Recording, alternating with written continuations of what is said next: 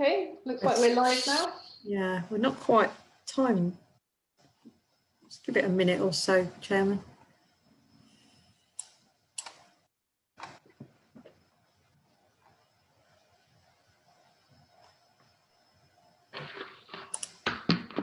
Good evening. Evening, Andy. Evening.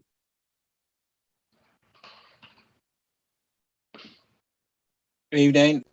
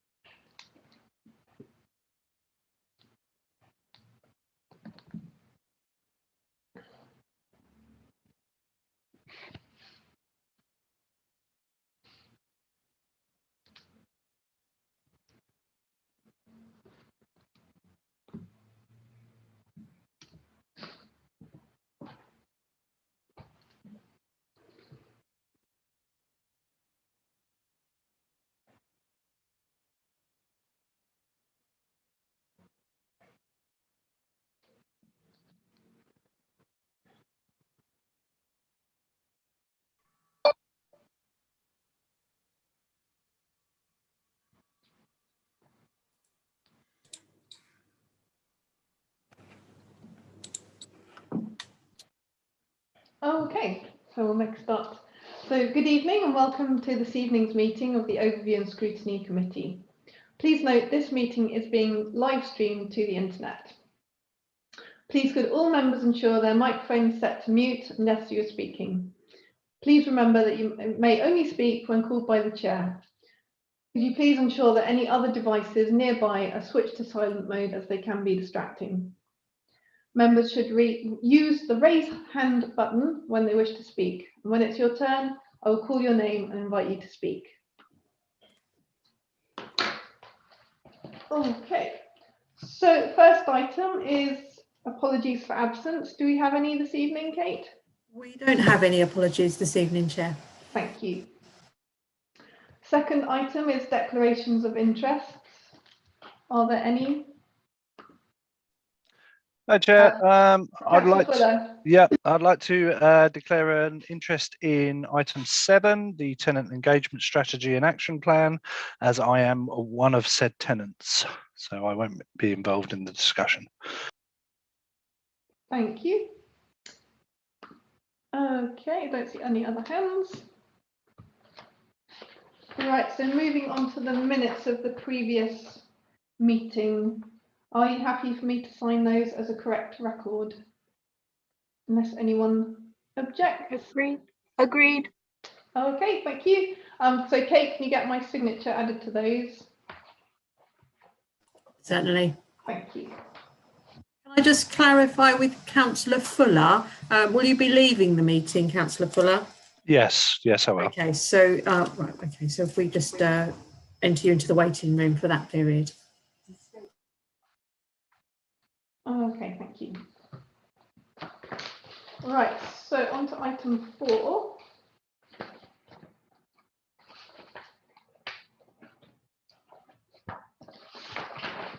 So this is the annual report of the Overview and Scrutiny Committee for 20 to 21 and proposed amendment to the committee's terms of reference.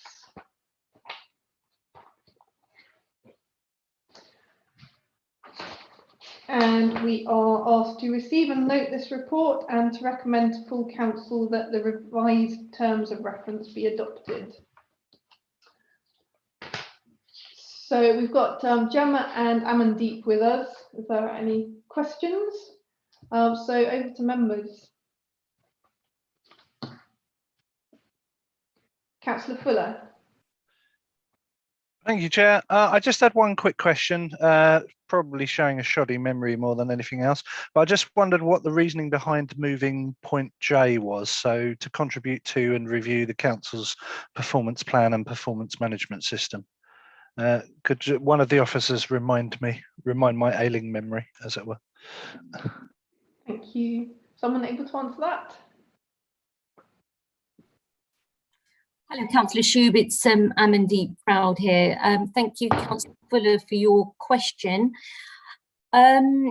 If memory serves me right, the reason for deleting reference to this is because I think historically we had a performance plan and a performance management system which no longer exists.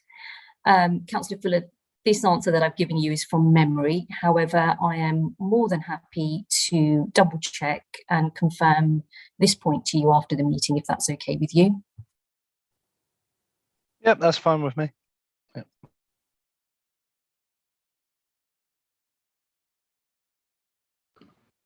Okay, are there any other questions or comments from any members? No?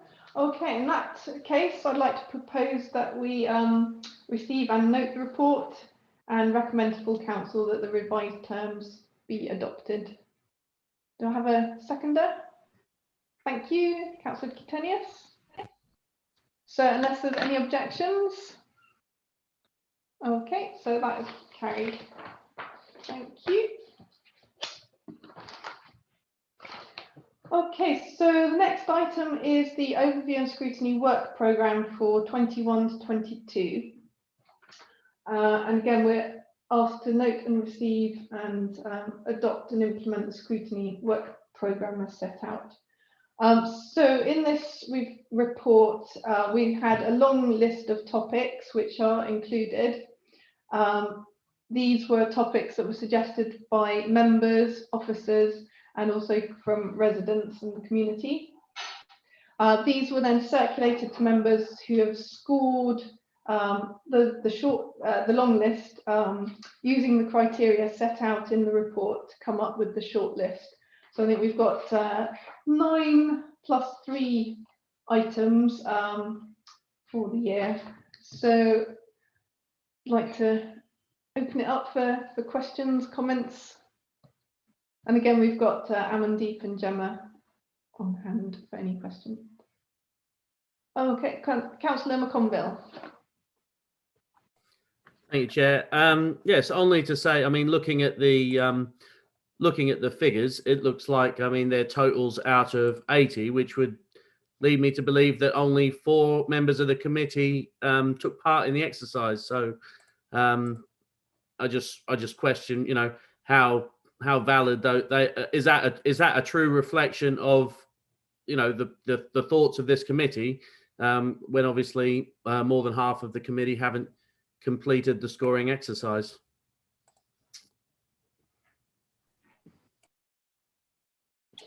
Would you like me to answer that question, Councillor Shube? Yeah, please. Thank you. Councillor McConville, thank you very much for your question.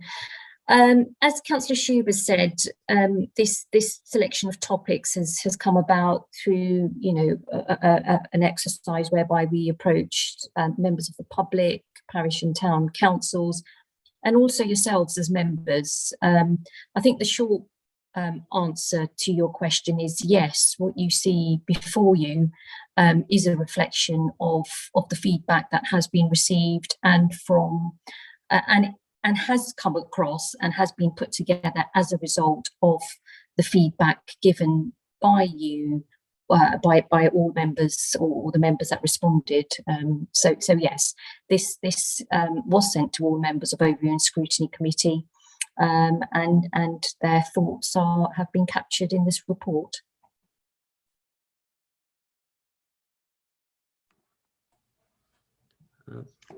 Thank you. Thank you for that. Councillor Carey. Thank you, Chairman. I was one of the members who didn't respond because I looked at the list and I thought it was impossible to choose. However, seeing the ranking, I'm very happy to live with what other members have chosen. I think it's a reasonable reflection, and of course we are always able to add items that are urgent should it be necessary. So it's not an exclusive list. It's it's one that makes a decent programme for the year ahead, and I'm happy to live with that. Okay, thank you for that. Any other members wishing to speak?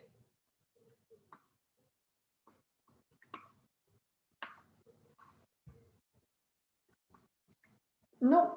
Okay, I'd just like to add, I think it is a useful methodology, and I probably reiterate what Councillor Carey said, that yeah, it was a difficult, wide-ranging sort of list of topics, but I found personally the criteria sort of useful way to think about things, and obviously we have this evening for all of us to have a say if we don't think that those are the sort of priority topics.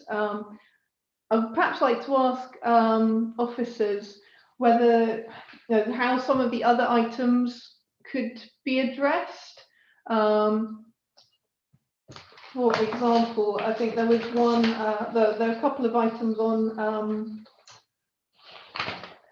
heritage and conservation areas, and some items I think sort of seem to come out of sort of frustration that nothing seems to be happening, and I just wondered, yeah, whether those and some of the other items could be addressed in different ways. Councillor Shube, happy to try and answer that question. Thank you for your question. Yes, of course. I mean, one of the suggestions that I would put forward is to members is, if you are frustrated about a certain topic and you feel it hasn't been addressed, then please approach officers. We are always more than happy to discuss any issues that you may have. The only way, there are other ways of addressing issues other than putting them onto open and scrutiny committee. There may well be other quicker ways of dealing with issues, and please do engage with us. Thank you for that. Councillor Gain. Thank you, Chairman. I have to agree with Councillor Carey. I think the danger is you do too many subjects and try and squeeze them in, and you won't be doing them actually justice. It's better to do what you've done, have a programme as a basic start, and if we need to address anything during there, you do have the flexibility to do so. Thank you for that. Okay, any other councillors wishing to speak? Okay, in that case, I'd like to propose that we... Yeah, sorry, I put my hand up at the last second. Sorry. Councillor Fuller. Helpful as always. Yeah, just a very quick one. Just something that actually was raised with me at a training session I recently attended. And I don't know that overview and scrutiny is necessarily where you would put this, but just something for maybe officers to mull. It was a suggestion from the team that worked with the Mayor of London that you should actually have cyber security and information security, so data protection and that kind of thing, as a standing item on one, or probably overview and scrutiny, but maybe on council, just so that you can keep up to date on issues around that and make sure that we're on top of that as an issue, because going forward, as systems move online more and more, especially our systems with the massive work we're doing with the transformation, that's going to come into focus a lot more than it has been. And so while I wouldn't necessarily suggest that we quickly throw it onto this year's action plan, as it were, it might be something to consider whether or not there is an avenue where it could become a standing item for a committee or for the council, just to have a sort of regular update and keep it central in our focus, a bit like we do with things like Prevent and so on, which obviously is yearly, but with a bit more regularity than that. Thank you, Chair. Thank you. Amanda, you can perhaps correct me if I'm wrong, but I think we have, obviously, audit and governance, there's the risk register. I can't, off the top of my head, remember if there was a line for cyber security and information security. I think there is, but yeah, noted. Thank you, Councillor Tube. Thank you, Councillor Fuller, for your suggestion. I don't have an answer for this evening, but certainly more than happy to go away and think about it and see if it is something that we can introduce and implement, and where it would best sit. Thanks, Amanda. Thank you for that. Okay, all right, any other last minutes? All right. Okay, so I'd like to propose then that we receive and note the report and that we adopt and implement the scrutiny work plan as set out in paragraph 1.3. Councillor Cutenius, is that to... I'm happy to second, Chair. Lovely, thank you very much. Okay, so unless there's any objections to that, then that is passed. Thank you very much. Okay, so now we move on to the next item, which is the licensing policy review. And I think Councillor Monk is going to introduce that. Yes, thank you, Chair. Only to say that this is probably the most contentious of all the policies that the Council has, and it is up for review. I'm very, very pleased that it's coming early to overview and scrutiny, and I dare say you might want to come back to it more than just tonight. There is a dichotomy when we try and formulate the policy. There are opposing factions, those that want to shut the everything down by 11 o'clock at night, and those that believe that it should go on later, and those that even believe it should go on even later. And it's our job to come up with a policy that balances all those sides. It's not an easy thing to do, and I look forward to your deliberations. Thank you. Thank you very much.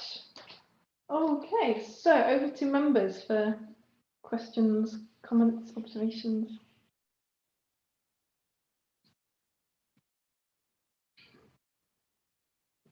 If it is helpful, I believe Ewan Green will be able to give you a starter for 10. Okay. Over to you, Ewan. Oh, and then I've got Councillor Wing. Thank you very much, Leader. Thank you, Chair.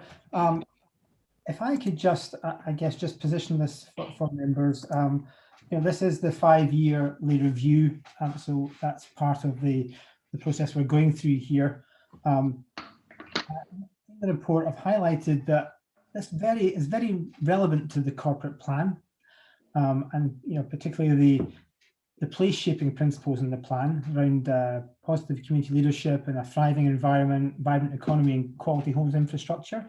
But very much where I'd like this to be positioned is the policy should be an enabler of the ambitions set within the plan. And also members will be aware from recent briefings that a very significant part of developing the Folkestone Town Centre Place Plan is consideration of how the town centre is managed moving forward. And obviously the licensing policy has a very significant role to play there as well. You'll see it in terms of the overall process, we would hope to come back to committee here in May on the journey to full council in October. So quite a lot of opportunity for members in the future to engage in this process as we move forward. It will be subject to a statutory public consultation also as we move forward through the timetable. And in section 3, we have highlighted just the key areas where the review will, which the review will cover, sorry. And be very pleased tonight if members would give comment on these key issues, and indeed any other issues that they feel would be relevant to include in the review. And we have our team on hand to answer questions also. So, thank you. Great, thank you for that. Councillor Wing. Thank you, Chair. Good evening. Again, thank you for allowing us to see this so early. It's good to see something really early when you've got a chance to move things. My first question is, it just say in there with the Folkestone Town Centre Place Plan to support a vibrant and sustainable future for the town centre. As probably most councillors are aware, where it does exist already a problem where people leave one venue about 11 o'clock at night and then walk across the Leas down to the harbour for late night, continuing revelry. I mean, with the best word of the world, we know after a few drinks, people aren't going to be quiet. Does the team have any ideas moving anything? I'm sure you will be able to shut anything, but have you got any ideas of sort of more of a central place for entertainment, shall we say, more in a town centre, rather than out along the Leas where people have to disturb residents sort of sleeping at midnight rather than move from one venue to the next? Is that anything you're thinking about? Thank you, Councillor Wing, and it's a point we'll note in moving forward. I think as part of the consultation on the place plan, that you've actually hit the nub of one of the issues, and that will be something we'll be debating and discussing with many stakeholders as we move forward. I'm very much aware of both sides of the argument in this one, and yes, there are options, for example, zoning the town into different areas with different licensing policy in different zones. That might be one answer, but I'm aware there will be other options coming forward. So I can assure you that we will definitely be looking at every single option possible before coming back to members with more information on that. Okay, thank you. Thank you. Councillor Gain. Thank you, Chairman. My question is this. What I find difficult is where you have established licensed premises, when people have moved in there, they know that there is a pub or a nightclub, etc. there. So they're moving in knowing that those people are actually already in statute. So to me, how much credence is going to be given to where there already is existing outlets?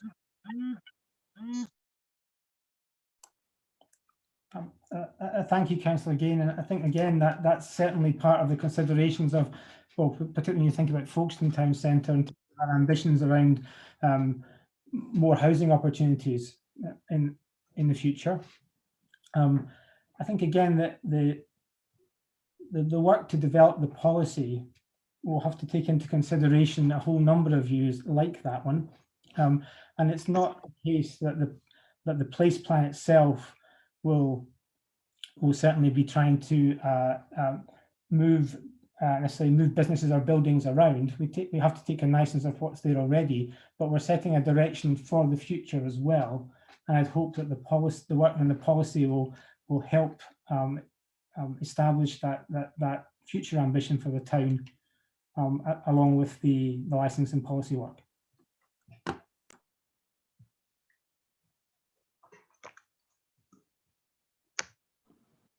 Okay, thank you. We've got Councillor Fuller and then Councillor Carey. Thank you, Chair. Just a couple of points come to mind. One, I think the review will definitely, I mean, it's kind of teaching the officers to suck eggs a bit, but we'll obviously have to consider the effects of the pandemic on our behaviours going forward, and also the rise of things like micropubs.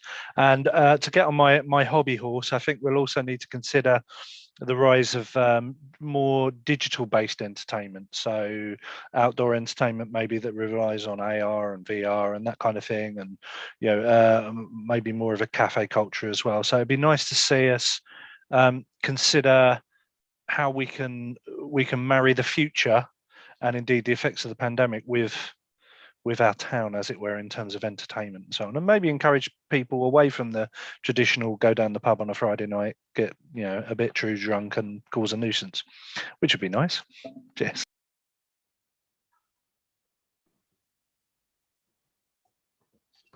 Thank you. Councillor Carey. Thank you.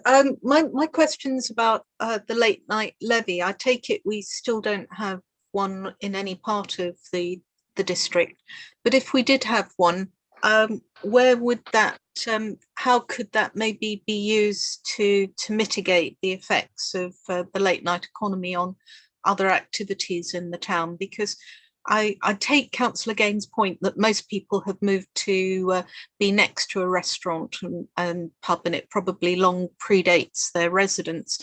But there's no doubt that people particularly because of COVID, want to do more outside, and people do seem to be noisier in how they want their enjoyment. Maybe that's just me getting older and being more sensitive to noise, but I do think it's a genuine tension here to what extent we have people able to enjoy themselves, but also people also able to actually live in the town.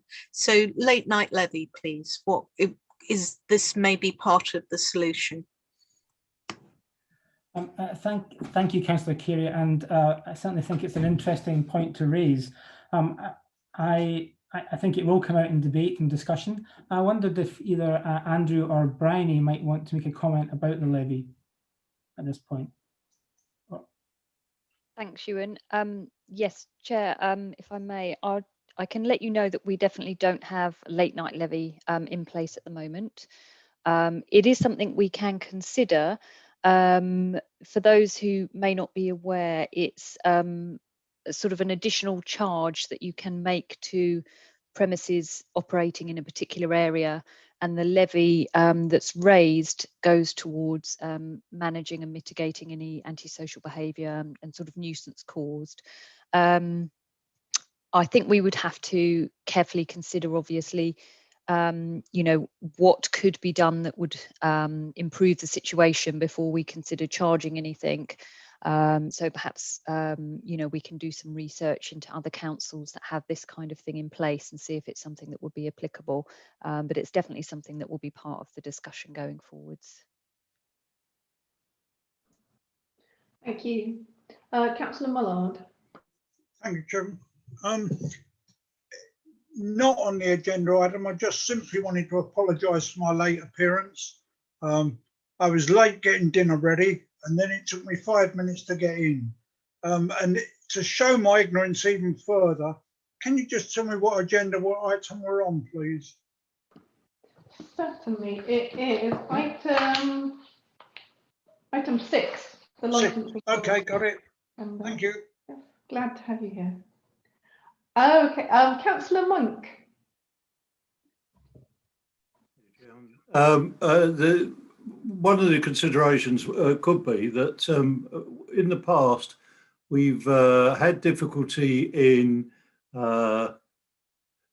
exercising any restraint on the licence holder, and I think that perhaps we could investigate how we could strengthen our ability to restrict their activities if rowdy behaviour or antisocial behaviour occurs because of their being there, not because they've served drinks or anything like that, but their mere presence is causing the problem. There are other places around where they actually extend the they have a doorman looking after things, but they extend the time that the doorman has to stay there for another hour to make sure that the dispersal is right. Perhaps we could look at that as well, and perhaps just to give a bit more structure as well, perhaps we might look at zoning the town, because there is very large chunks of highly residential where it's probably inappropriate for any late night drinking. I'll give you those as pointers, Chairman. Thank you for that. Anyone else wishing to speak? Oh, Councillor McConville. Thank you, Chair. Yes, have to agree with Councillor Monk a little bit on that one. You know, I'm very much very pro having a good, thriving late night economy. You know, I think it's you know, something that would be a big draw, but obviously it's got to be in the right place. It would be great if we, you know, had somewhere that wasn't so residential that we could, you know, really attract a different, you know, a whole different sort of economy to the town. But you know, one thing that was sort of breakthrough, I guess, many years ago when I lived back in Australia was, you know, they had dedicated entertainment zones, if you were. So, you know, and there were specific things in those zones, and there was very limited residential. There was some residential, But obviously, there was sort of, there was an agreement there that if you live there, then you live there knowing that there would be some live music, and there would be, I mean, it was a big city, so I mean, pubs were open till 5 a.m. I'm not expecting that sort of thing to happen in Folkestone, but but I think there is things that you could you could look at there in terms of fostering an environment to encourage businesses to set up something very sort of specific in a specific area, and that I would hope would tie into our place plan in some form. In terms of what was I going to say? Not moving away, I guess, from sort of premises license. Another thing which I would like to sort of see if it's possible to look at would be the process of selective licensing. So as part of our overall licensing policy, a lot of areas have taken them on now. I know myself in East Folkestone, where I live, we constantly get reports from landlords that don't meet their to meet their responsibilities, whether in terms of maintenance or upkeep, that sort of thing, compliance in terms of safety. Would it be worth us having some zones in the district where we felt that there was a need for landlords to be licensed, so that you needed to approach the council, have a license, be checked, make sure that your properties are suitable to be rented out? I think that's a big conversation that we should have as a council. Thanks. Thank you. Any other councillors wishing to speak? Could I just ask, how many roughly licensed premises do we have? Obviously, this says there were 550 back in 2016. Is that still roughly the number? Hi, Chairman. Yes, I don't know the exact number. I can certainly get the figures to you. I think a few premises have closed, some of them possibly permanently over the last year, but I imagine it's around the 500 mark. I would imagine. I can check that for you. Thank you.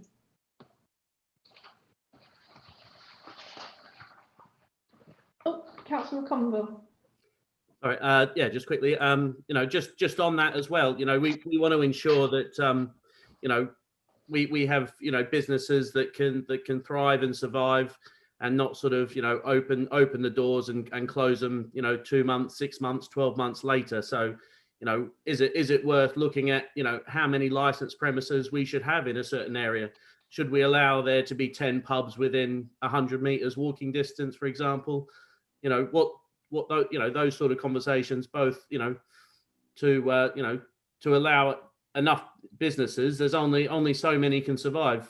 I've seen a lot of, especially in sort of central, the centre of Folkestone, around the town, things sort of open up. They don't last very long. Someone else comes in, they try it, it doesn't work.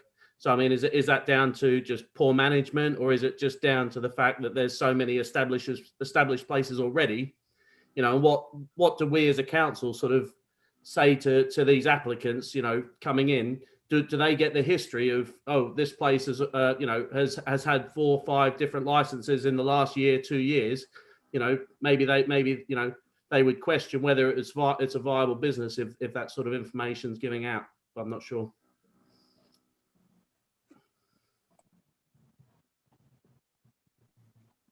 Thank you. Councillor Kerry. Well, I'd like to comment on that, and I'm going to make an ideological point. I think there's everything to be said for competition, and for businesses being grouped together. And you only have to look at things like the Diamond District, Hatton Garden, or anywhere in any town. All the restaurants are together, and each one of them actually is an advantage to the other, because people know they can come, they can compare. If somewhere is full, they can go somewhere else. I think it builds confidence to have a lot of similar businesses. I don't say this as an absolute, and I agree with the policy we have on Cheriton High Street, where we've limited the number of takeaways because that was having a detrimental effect on the local residents. But I think in principle, we shouldn't seek to try and limit the number of people who want to set up in business, because we don't want to give a monopoly to any one particular business. We want to encourage people to set up and to try, and obviously a certain number of them will fail. It never ceases to amaze me the number of people who set up businesses selling candles. Invariably they're out of business in 6 months' time, but would you actually try and stop them from doing it? I would hope not. And I think similarly with licensed businesses, I think we need to be as welcoming as possible, but we do need this balance that was talked about, so that it's not a complete free-for-all. And I do think it's interesting, the ideas that have been raised about zoning, and certainly we want as big a contribution from our residents on this as possible. But we want places to go out and enjoy ourselves, and I don't think we should seek to actually limit that as a council in terms of who can come in and set up a business. We might want to limit it as to where, and certainly we want to limit it in terms of hours, because I think there should be core hours where people can look forward to actually it being quiet. So my view is let people try, and if they fail, they'll learn something and they can try again.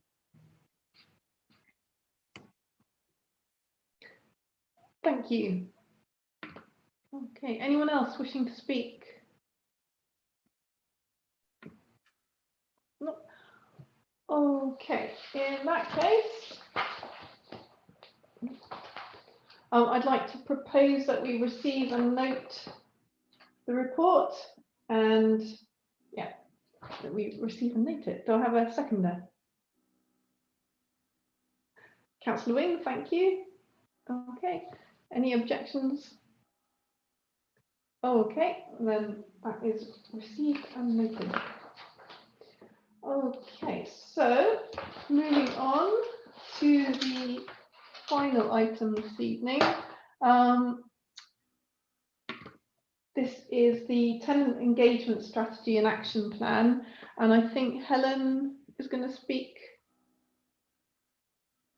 Is going to introduce that item. Yeah, thank you, Chair. Unfortunately, Councillor Godfrey can't be with us tonight. Can I first welcome Gillian Jenkins, who's one of our board members. Thank you, Gillian, for coming tonight. I think she may want to say a few words in a little while. And also Loren Paine, who's our tenant engagement specialist as well. Elaine Bostock was also invited to this meeting, but unfortunately she can't make it this evening. So just very briefly, as you'll remember, a report was brought to this committee on the 16th of February to gain members' early views and comments on the tenant engagement strategy. Following that, between the 17th of Feb and the 12th of March, we went out to full consultation with our tenants and gained some comments, none of which altered the strategy at all. And our next step is to formalise that and go to Cabinet on the 14th of April for final approval. Attached to the strategy is also quite a detailed action plan to show how we can actually achieve the things we want to in the strategy, and that's our roadmap for the next 3 years.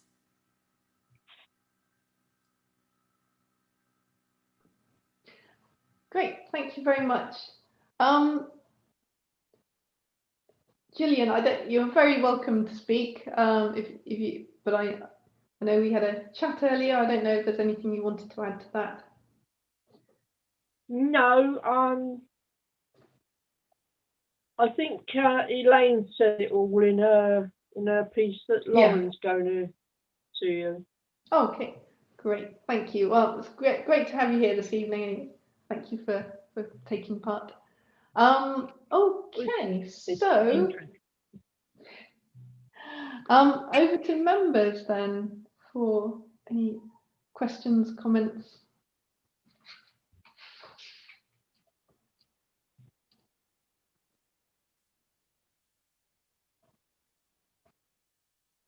Councillor Wing. Yeah, thank you, Chair. There's a couple of points.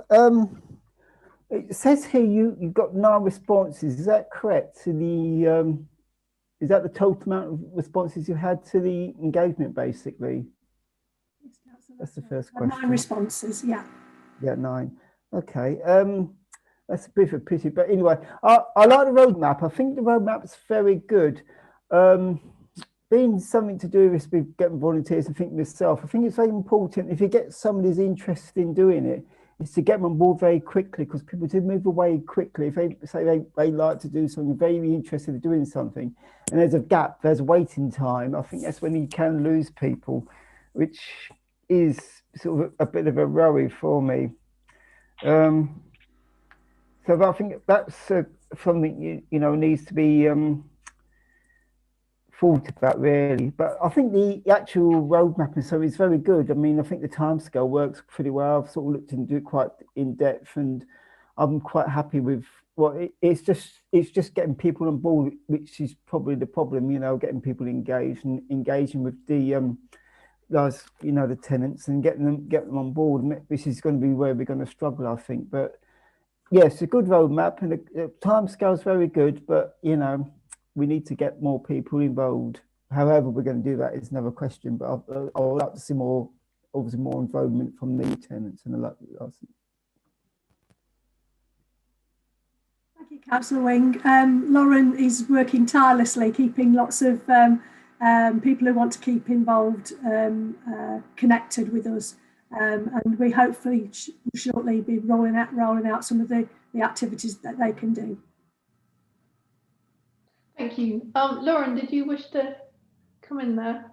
Yeah, I just wanted to back Helen up there. We've got quite a packed agenda over the next 12 months for tenant engagement.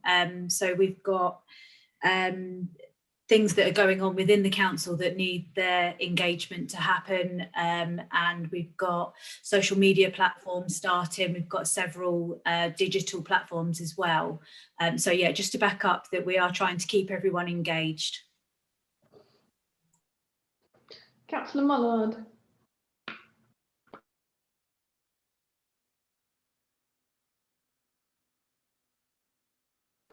You're on mute, Councillor Mullard.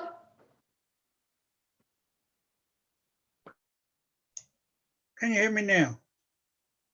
Yeah? No? No, all good. It was good. Wait a minute, what am I doing? No, you're good. You're good. I'm there now, am I? Yeah. Yeah.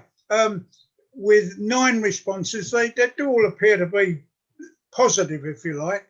But with nigh on 3,500 rentable houses, it is a very small feedback, and one wonders what the other 3,500, perhaps 2,500 houses would think. Now, from my experience, of course, very, very, very few people want to get involved in anything at all, not just this council business, but anything. And we're probably all members of clubs and things around the place, and you cannot find people to get involved.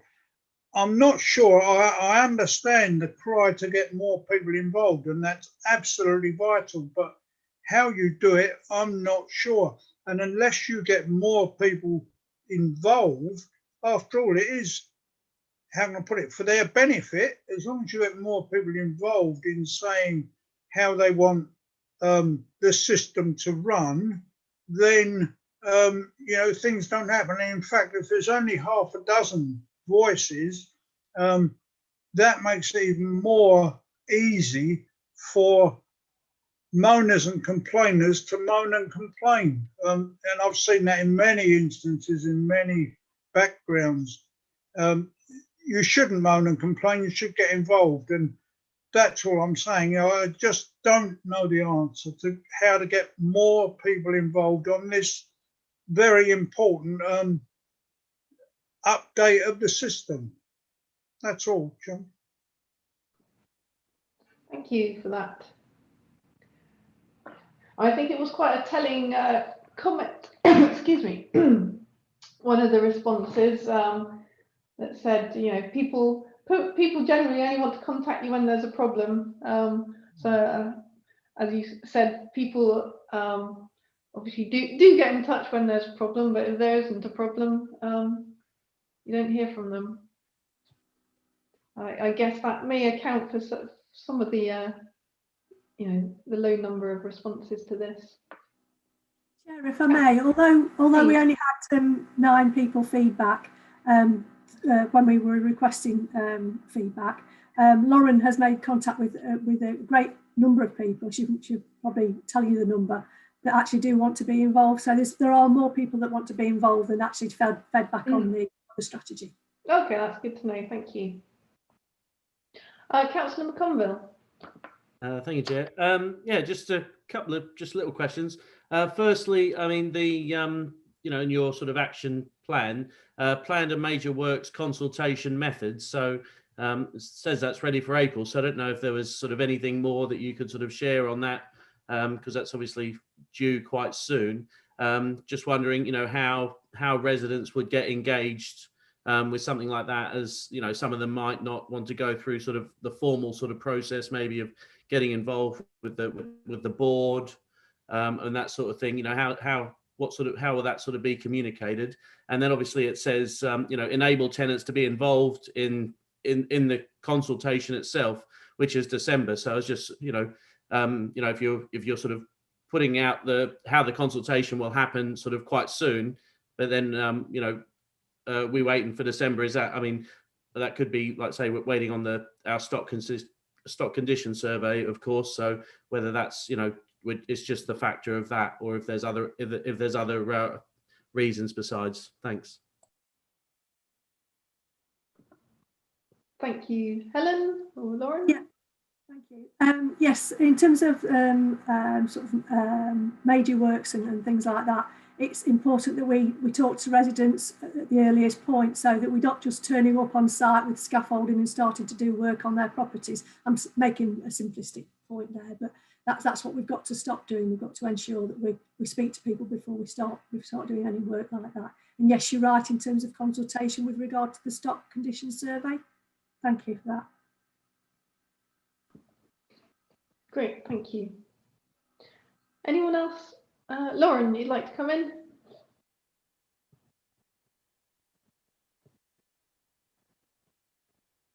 Loren? I was on mute. I apologise. As far as the amount of people that have put themselves forward to be involved in one way or another, we did a mini survey which brought back 600 of our tenants that want to be involved in one way or another. Now, a lot of them were minimal involvement, but it's still involvement. So that would be online consultations, questionnaires, surveys, that sort of thing. And we've got a bank of approximately 50 that want to be involved in a board or a forum or at that higher level, which we're going to be running a recruitment programme for in the summer. Excellent, thank you for that. Okay, anyone else wishing to speak? All right, okay, in that case, I'd like to propose that we receive and note the report. Do I have a seconder? Councillor Gain, thank you. Okay, so unless there's any objections, that's then passed. Okay, well that was the last item for tonight, so thank you very much to members and officers, and enjoy the rest of your evening. Thank you. Good night. Good night. Good night.